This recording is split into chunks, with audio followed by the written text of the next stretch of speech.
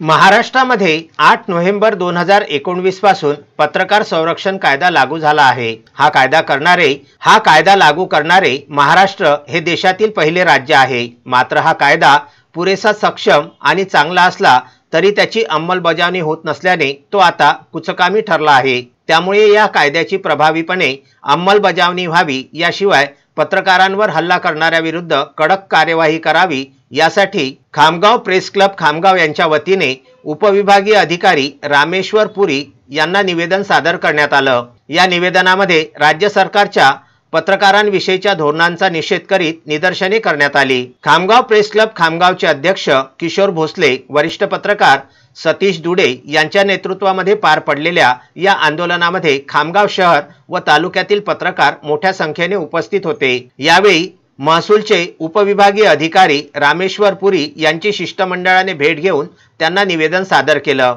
अलीकडे पाचोरा येथील एका पत्रकारास आमदार किशोर पाटील यांनी अगोदर शिवीगाळ केली आणि दुसऱ्या दिवशी आपल्या गुंडांकरवी त्यांच्यावरती हल्ला चढविला। हे चित्र उभ्या महाराष्ट्राने पाहिले, ऐकले आहे।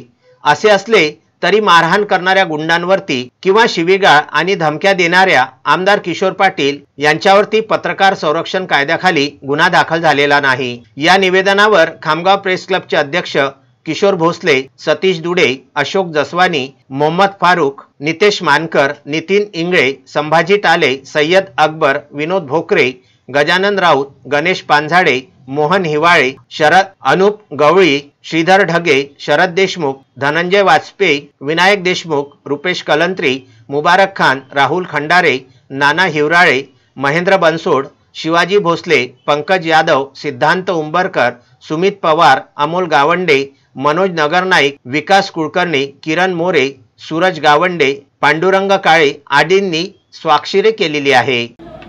पत्रकार संरक्षण जो कायदा आहे तो कायदा केवळ दिखावा आहे। तो कायदा दिखावा न राहता त्या कायद्याची खरी अंमलबजावणी व्हावी याकरिता आम्ही या ठिकाणी तहसीलदार यांना निवेदन देण्याकरता आलेला आहे।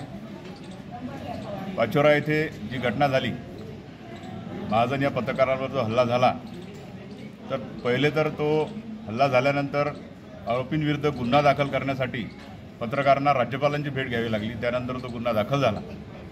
त्यानंतर पत्रकार संरक्षण कायद्याअंतर्गत गुन्हा दाखल करण्याकरता सुद्धा फार मोठं वरून दबाव आणावा लागला। तर हा जर कायदा संमत झालेला असताना जर यंत्रणेमार्फत जर गुन्हा दाखल होत नसेल तर त्या कायद्याचा काही उपयोग नाही। आणि हा कायदा जे ग्रामीण पत्रकार आहेत, जे ग्रामीण भागातून येतात, कोणताही जो पत्रकार आहे पेपरचा, ज्याच्याकडे ज्या पेपरला तो काम करतो त्याचं पत्रक आहे, त्याचे नियुक्तीपत्र आहे, त्या सर्व पत्रकारांना हा कायदा लागू व्हायला पाहिजे। कारण विधिमंडळामध्ये आजकालचे जे राजकारणी आहेत ते आपल्या सोयीनुसार सगळे कायदे संमत करून घेतात, त्यांचे पेन्शनचे वगैरे जे काही विषय असतात सगळं करून घेतात।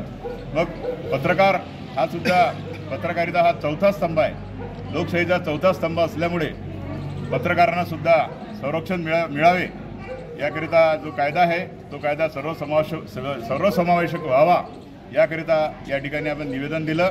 आणि पाचोऱ्याची जी घटना झाली त्या घटनेचा या ठिकाणी निषेध करण्यात आला। त्या दोन गोष्टी त्यामध्ये टाकून आम्ही तहसीलदारांना निवेदन दिलेलं आहे। आमच्या ज्या मागण्या आहेत त्या शासनापर्यंत पोहोचवाव्यात अशी त्यांना विनंती केली व लोकशाहीवर शांततेच्या मार्गाने हा सर्व आजचा विषय संपला। विदर्भ न्यूज करिता ज्येष्ठ प्रतिनिधी मोहम्मद फारूक यांचा हा वृत्तांत।